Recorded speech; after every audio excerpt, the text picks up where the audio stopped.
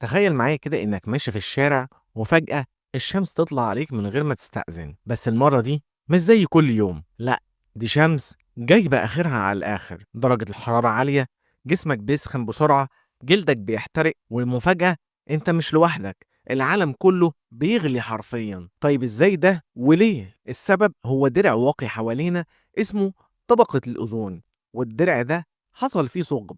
بالمعنى البلدي الدرع ده اتخرم، والنهارده هنتكلم عن ايه هو ثقب الاوزون وحصل ليه وهنعيش ازاي لو اختفى تماما. في الاول خلينا نتكلم عن ايه هي اصلا طبقة الاوزون دي، وعلشان نوصل لك المعلومة، طبقة الأوزون دي زي الشباك السلكي اللي بيركبوه على الشبابيك في الصيف علشان البعوضة ما تدخلش. بس الشباك ده حوالين كوكب الأرض كله، بتتكون من جزيئات اسمها O3، يعني 3 ذرات أكسجين، ومكانها بالظبط في طبقة الاستراتوسفير على ارتفاع من 10 ل 50 كيلو متر فوق